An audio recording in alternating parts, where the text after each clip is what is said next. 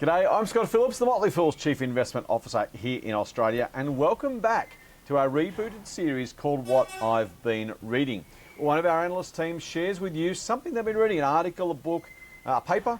We've had a couple of those different ones over the past couple of weeks. This is the third in that rebooted series where we look at a particular book, and a particular book by an author who is very well known and one who I think kind of popularised investing for the rest of us.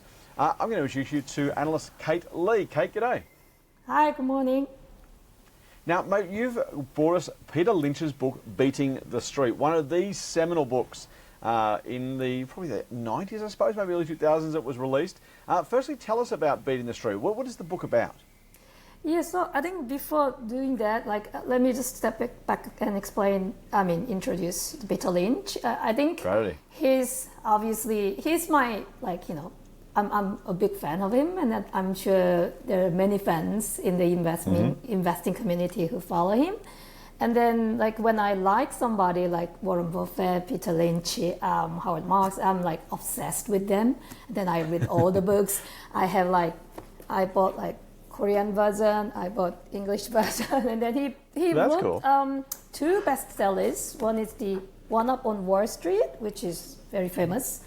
And then this Beating the Street, the book that I'm going to talk about today, is the second book that he wrote after the first one.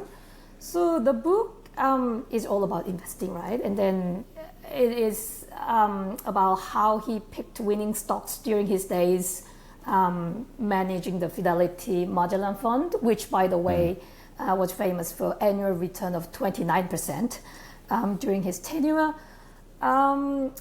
I actually quite like the book from the beginning to end. So they have practical kind of advice, and also makes the reader, take the reader to walk through his day-to-day life as a fund manager, and then some of his thinking process, the things that he would consider, he would do, his checklist and all of that. So I highly recommend this book. Another thing I like about this book is it's actually quite funny. So, Scott, that's what we like to do at the Motley Fool as well. The investing shouldn't be too difficult or too daunting. You don't need to know all this industry jargon. So in that sense, he's that sense of humor, and then he tried to help day-to-day investors, normal people, to better invest. And then the things that we know already, we talk about here as well, like long-term investing, know your stock, do your homework before you buy it. All these time-tested lessons and wisdom. It's a really, really fascinating read. I think you're right.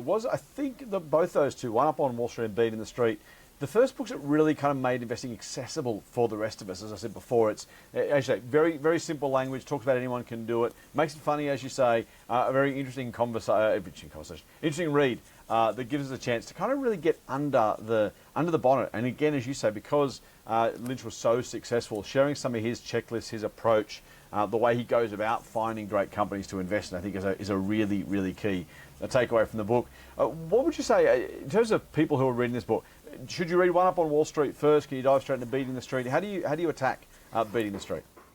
Obviously both. My answer would be read both books.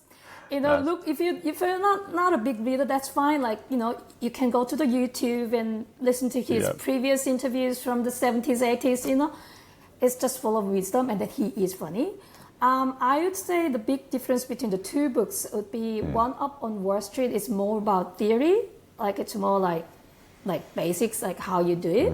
And then Beating the Street, I think, is how you apply these principles in the real world. And also I like this book. So I would say if you really want to know about the basics and then basic approach, then I would start with One Up on Wall Street.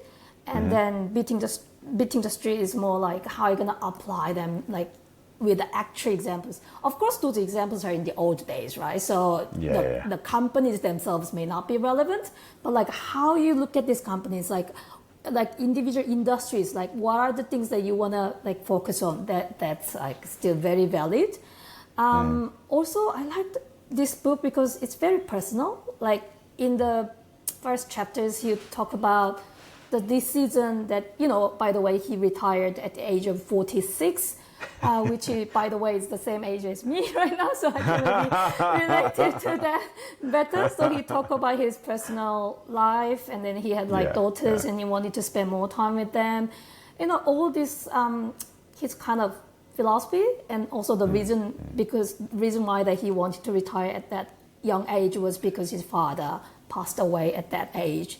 So it's just full of wisdom, not just about the investing, but also when I look at, so I feel like reading this book, like I'm becoming more like a personal friends with Peter Lynch. So I really enjoy this book. And if you're really busy, you can actually go to the very last final pages of the book, and then he have this kind of summary and then key things that you want to know. So I strongly recommend reading through this book. It's not too boring. It's actually quite enjoyable. But from time to time, if you want to go back to the book, then if you don't have much time, then you can just go to the summary in the back, which is very nice. Very good.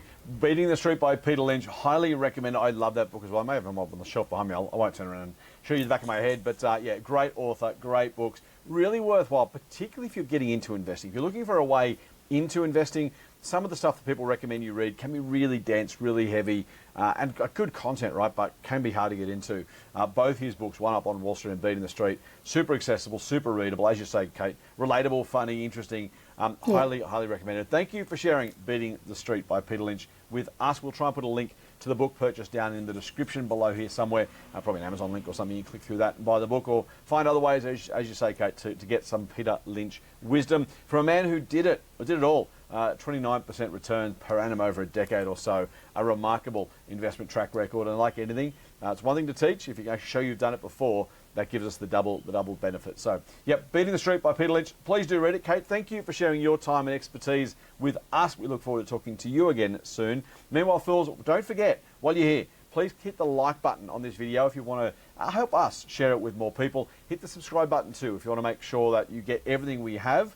Speaking of that, the third one, as you have to do these days on YouTube, that notification bell, the alerts bell.